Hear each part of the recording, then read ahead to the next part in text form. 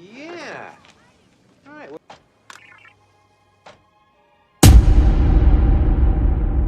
Hai, apa kabarnya teman-teman? Semoga selalu diberi kesehatan ya. Film yang akan kita bahas kali ini berjudul Daryl.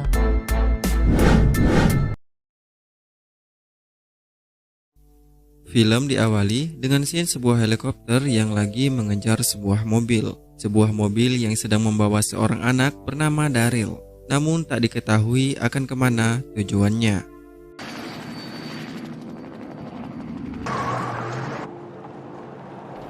Tetapi di sini kita diberitahu kalau Daryl bukanlah anak sembarangan. Ia diturunkan dari mobil itu dan menuju ke dalam hutan. Dan akhirnya sopir yang sudah tidak membawa penumpang itu menabrakkan mobilnya ke pembatas jalan dan masuk ke dalam jurang.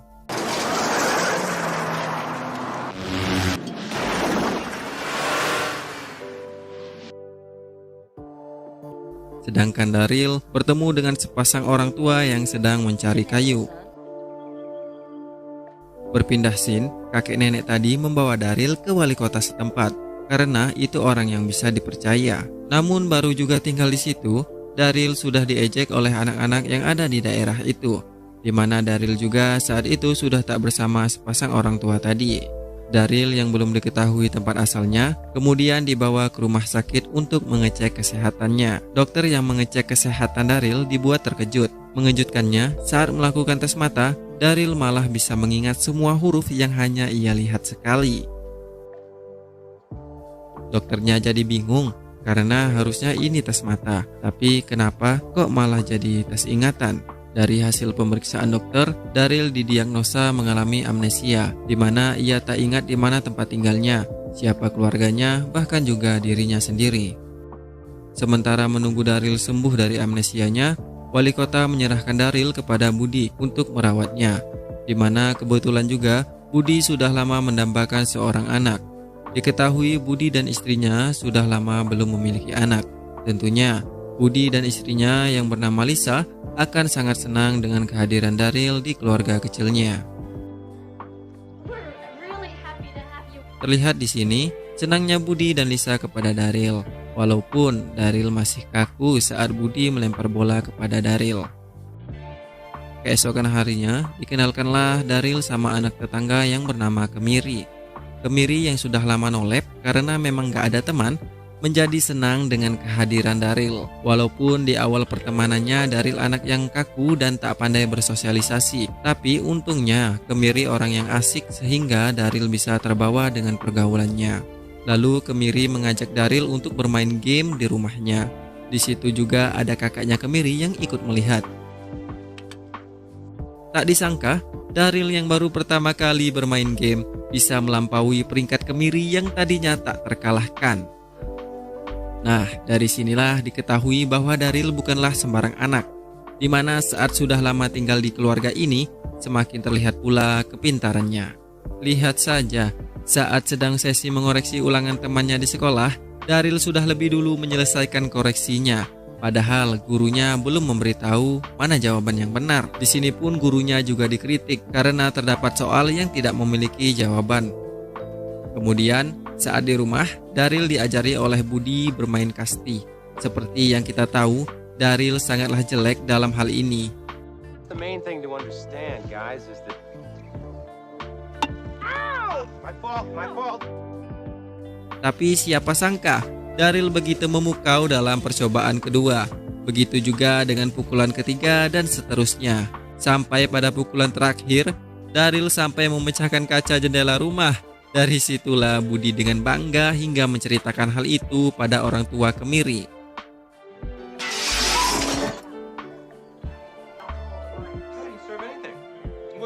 Dan kemudian sebagai hadiahnya, Budi memberikan hadiah 2 buah handi talki untuk Daryl dan Kemiri. Pagi harinya, Budi bersama Daryl pergi menuju ATM untuk mengambil uang belanja. Awalnya Budi hanya ingin mengambil sedikit uangnya.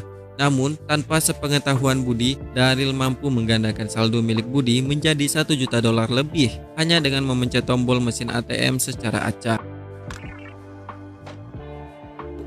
Lalu, karena Budi sudah pede dengan kemampuan Daryl, ia pun mendaftarkan Daryl untuk mengikuti lomba kasti. Begitu juga dengan Kemiri yang berada satu tim dengan Daryl. Selama pertandingan, penonton dibuat tercengang oleh penampilan Daryl. Dan bagaimana mungkin anak yang baru belajar kasti mampu membawa timnya menang?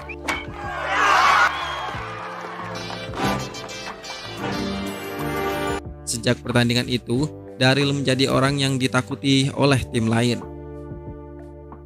Tak hanya bermain kasti, Daryl pun juga jago dalam bermain piano. Tak lama kemudian datang seorang guru yang menyampaikan kepada Budi dan Lisa kalau Daryl adalah anak yang hilang dan sedang dicari oleh orang tuanya. Mengetahui kabar tersebut, mau tidak mau, Budi dan Lisa menyerahkan Daryl kepada orang tuanya. Karena sudah terlanjur nyaman, Daryl pun merasa berat hati meninggalkan orang tua angkatnya ini. Lalu tibalah orang tua Daryl, ayahnya bernama Jamal dan ibunya bernama Sonya. Budi pun dengan senang menceritakan perkembangan Daryl kepada Jamal. Namun kepergian Daryl tak bisa diterima oleh Kemiri. Entah sampai kapan berpisah, tapi yang pasti Daryl akan pergi cukup jauh dari kota ini.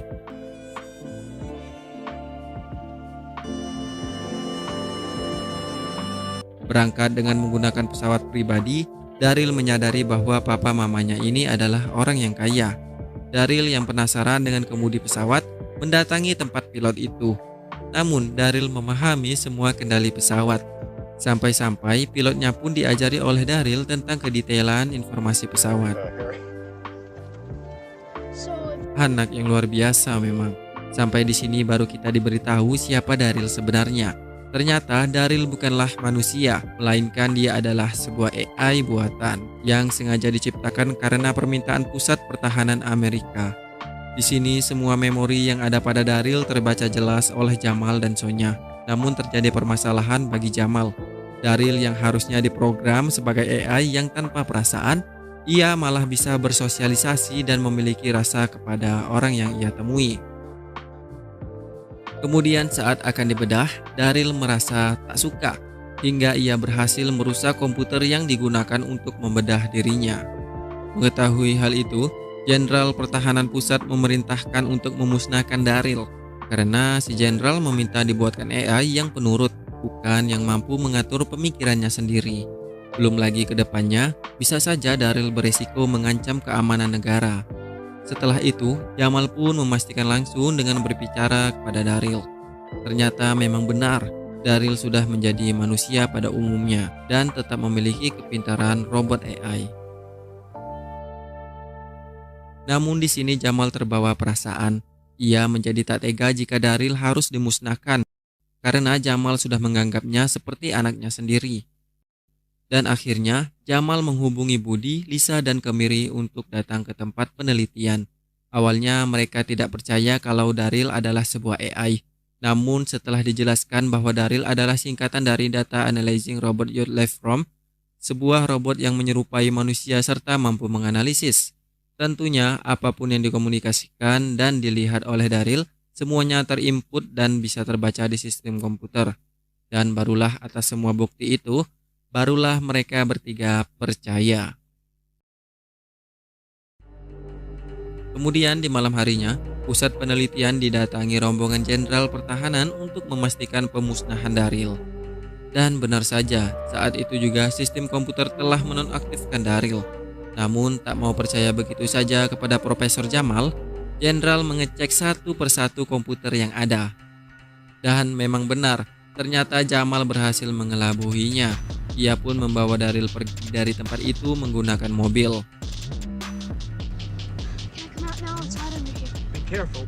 Serapi mungkin, Jamal sudah menyembunyikan Daryl, walaupun sampai akhirnya para tentara harus mengejar mereka.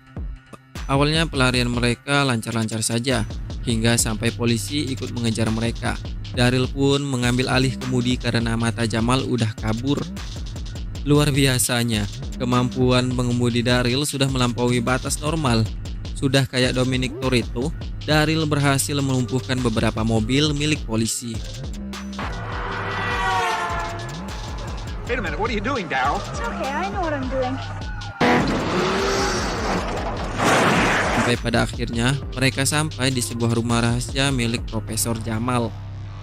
Walau sudah bersembunyi di rumah ini, mereka tetap saja digangguin oleh polisi. Tapi dengan kecerdasannya, Daryl berhasil membuat mobil milik polisi tidak dapat dikendarai. Lagi-lagi, mereka pun berhasil lolos. Tapi sayangnya masih ada lagi satu polisi yang menunggu di depan mereka. Sampai akhirnya Jamal terkena tembakan di bagian dada dan membuat Jamal meninggal dunia. Dan mau bagaimana lagi, Daryl tak bisa berbuat banyak untuk menolong Profesor Jamal. Orang yang selalu merawat Daryl ini tak bisa lagi melanjutkan perjalanan. Melihat itu, Daryl pun tak bisa tinggal diam. Seorang diri, ia pergi ke markas para tentara pusat. Kehadirannya sama sekali tak terlacak oleh GPS yang ada di sana, dan berujung Daryl pun mengacak-acak program komputer yang ada di sana hingga menghidupkan alarm pemadam kebakaran sampai membuat seisi kota kacau balau.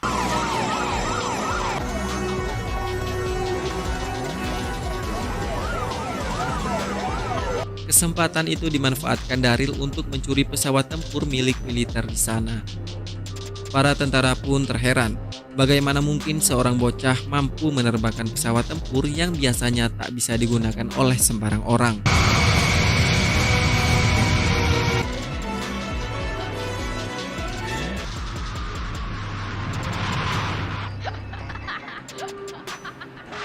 Hebat kan? Seperti apapun usaha yang dilakukan untuk menghentikannya, Daryl tetap saja lebih pintar daripada manusia normal.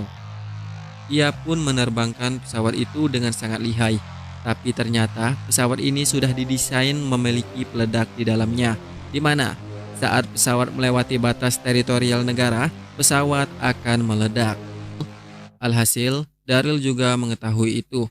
Ia bahkan mengubah saluran radio agar bisa menghubungi Kemiri. Daryl meminta Kemiri untuk menemuinya di sebuah danau di ujung kota. Dan setelah mendengar itu, Kemiri pun langsung menuju ke tempat bersama kakaknya. Sedangkan Daryl mengaktifkan pelontar pesawat dan terjun dari atas, tepat sebelum pesawat itu meledak.